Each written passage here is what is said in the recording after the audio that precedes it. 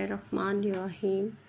جو دکھ رات کو سونے نہ دیں، ان دکھوں کا مرہم تہجد کے سجدے میں ہے۔ جن تکلیفوں کا علاج کہیں نہیں، ان تکلیفوں کا علاج تہجد کے سجدے میں ہے۔ نہ جانے اس وقت کن کن لوگوں پر اللہ کی آزمائش ہو، لیکن یقین کرو ایک بار آزمائش سے ہارنے کی بجائے اٹھنا سیکھو۔ خود کو مضبوط کر کے سب کچھ اللہ پر چھوڑ کر دیکھو۔ حقیقت کو تسلیم کر کے اللہ کے کن پر یقین رکھ کر توکل کر کے تو دیکھو، پھر دیکھنا کیسے روح کے اندر تک سکون ہی سکون بھر جائے گا۔ سورۃ الکہف میں ایک سبق ہمارے لیے یہ بھی ہے کہ جب کچھ ایسا ہماری زندگی میں ہو رہا ہو جس کی سمجھ نہ آئے تو ہمیں صبر کر لینا چاہیے، کیونکہ ضروری نہیں ہمیں ہر چیز کی حکمت فوراً ہی سمجھ آ جائے۔ کبھی کبھی یہ باتیں وقت کے ساتھ سمجھ آتی ہیں، وقت سارے راز کھول دیتا ہے۔ مصیبت میں صبر اور نماز وہ دو کنجیاں ہیں جو آپ کو اللہ تعالیٰ کا ساتھ دلواتی ہیں۔ ان کے بغیر یہ ساتھ نہیں ملتا، اس لیے کوئی مصیبت آئے تو نماز میں زیادہ توجہ اور لگن ہونا چاہیے۔ مصیبت میں خاموشی کے ساتھ اللہ کی رضا پر راضی ہو کر جو کچھ موجود ہے اس پر شکر کرنا اور اللہ سے آگے اچھی امید رکھنا صحیح معنی میں صبر ہے۔ سورہ بقرہ کی آیت نمبر 45 میں اللہ تعالیٰ فرماتا ہے، اور صبر اور نماز سے مدد حاصل کرو۔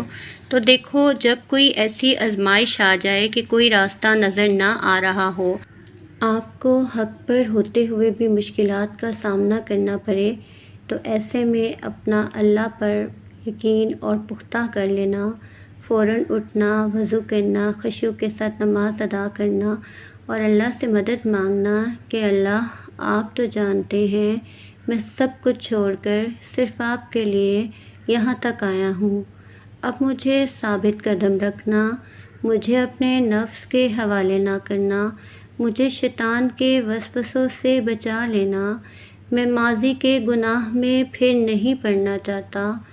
پھر دیکھنا اللہ کیسے تمہاری مدد کرتا ہے، کیونکہ یہ تو صرف تمہارے یقین کی آزمائش تھی۔ تم تو خوش نصیب ہو کہ اس نے تمہیں ہدایت دی اور اپنے راستے کے لیے چنا۔ سارے دن سب کے لیے اچھے اور سب کے لیے برے نہیں ہوتے، نہ ہی اللہ ہر انسان کو ہر قسم کی تنگی دیتا ہے۔ کچھ چیزوں میں تنگی ہوتی ہے، کچھ میں آسانی۔ انسان پریشانیوں کی گنتی کرنے کا ماہر ہے، نعمتوں کا حساب کتاب رکھنا ہمیشہ بھول جاتا ہے۔ امام شافعی کہتے ہیں، آزمائش جب بہت تنگ ہو جاتی ہے تو پھر وہیں سے کھل جاتی ہے۔ اور کیا خبر یہ بس تکلیف کی آخری رات ہو، کیا خبر اس کے بعد رب کے کرم کی برسات ہو۔ اللہ پر یقین والے دعا مانگنے کو کبھی معمولی نہیں سمجھتے، وہ اللہ پر توکل رکھتے ہوئے ناممکن کو بھی مانگنا جاری رکھتے ہیں۔ تم جتنی پریشانیاں لوگوں کو بتاؤ گے تم اتنے ہی پریشان ہو جاؤ گے، اور جتنی پریشانیاں تم اپنے رب کو بتاؤ گے تم اتنے ہی خوشحال ہو جاؤ گے۔ تو پریشانیاں لوگوں کو نہیں بتاؤ، بلکہ ہمیشہ اپنے رب کو بتاؤ۔ سمندر کو دیکھ کر جہاں نظر جاتی ہے یہ محسوس ہوتا ہے کہ جیسے یہ کبھی ختم نہیں ہوگا، لیکن ایک حد پر وہ بھی ختم ہوتا ہے۔ بالکل اسی طرح جب مشکل وقت آتا ہے تو یقین رکھا کرو کہ یہ وقت بھی گزر جائے گا، کیونکہ اللہ رحم کرنے والا ہے۔ وہ جس نے مچھلی کے منہ میں بند اپنے بندے کے دل کی صدا سن لی، تمہیں کیا لگتا ہے اس کو تمہارے ٹوٹے دل کی صدا نہیں سنائی دیتی ہوگی؟ اللہ کے ایک کن کے سامنے بیکار ہیں دنیا کی ساری رکاوٹیں۔ دل کی حالت بدلتی رہتی ہے، کسی بھی مسئلے کا حل نکالنے کے لیے اس کے اصل کی طرف لوٹنا پڑتا ہے، چیزیں جہاں کھوئی ہوتی ہیں ان کو وہیں تلاش کیا جاتا ہے۔ اگر پودا مرجھا رہا ہو تو اس مٹی کی طرف توجہ کرنی ہوتی ہے جس سے وہ جنم لیتا ہے۔ انسان ایسی مخلوق ہے جس کے اندر اللہ تعالیٰ نے اپنی روح میں سے پھونکا تھا۔ انسان کو خود سے ملنے کے لیے اپنے پیدا کرنے والے کی طرف واپس لوٹنا ہوگا۔ ہمیں خود کو سمجھنے کے لیے پہلے اللہ تعالیٰ کو سمجھنا ہوگا۔ نا امید کبھی نہ ہونا، کیونکہ معجزے مشکلوں میں ہی ہوتے ہیں۔ جب تمہیں رونے کے لیے کسی کا کندھا میسر نہ ہو تو بہتر ہے کہ اپنے سر کو زمین پر رکھ کر آنسو بہاؤ۔ میں نے اپنی زندگی کا ہر فیصلہ اللہ پر چھوڑ دیا اور بے شک میرے اللہ نے مجھے مایوس نہیں ہونے دیا۔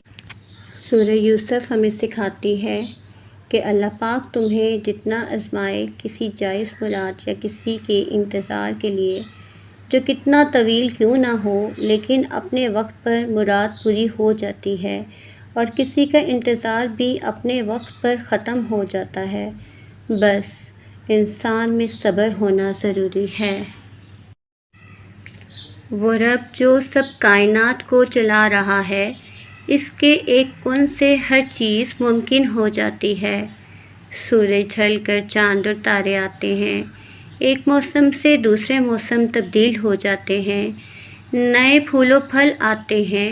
تمہیں کیا لگتا ہے وہ رب تمہاری خواہش کو پورا نہیں کرے گا؟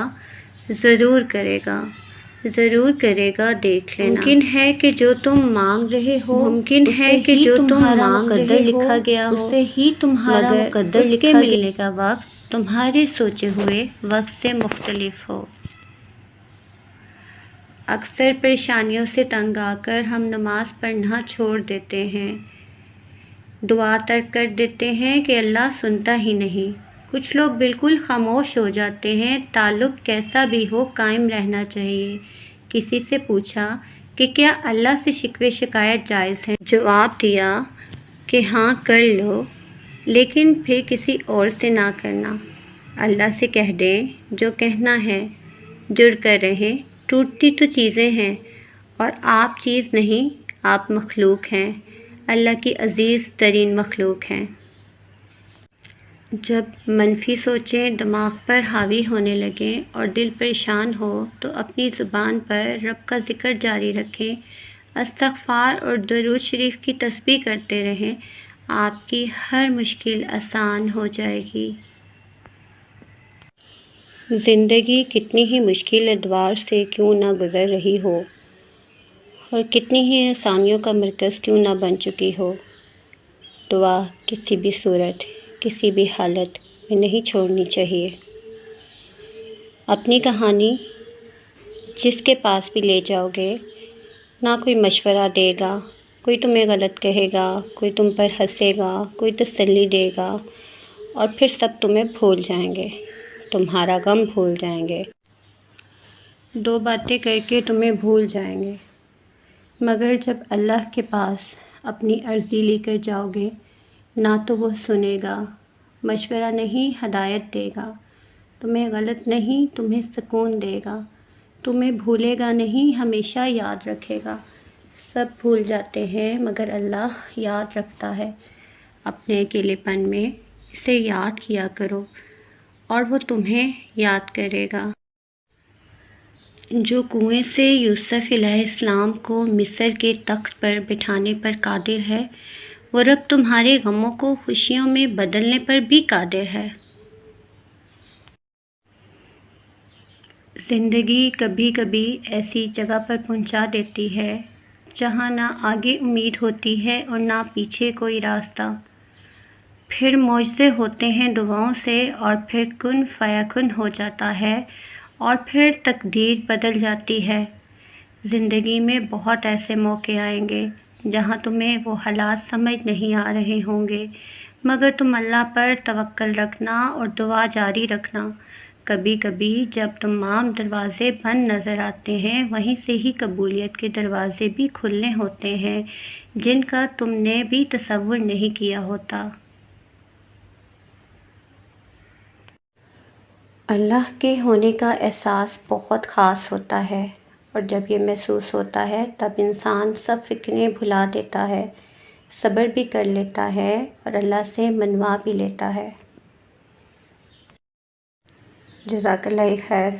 اچھی باتوں کو صدقہ جاریہ سمجھ کے ضرور شیئر کیا کریں اور ہمیں سپورٹ کریں۔ ہمارے چینل کو لائک، شیئر اور سبسکرائب ضرور کریں۔ اللہ حافظ۔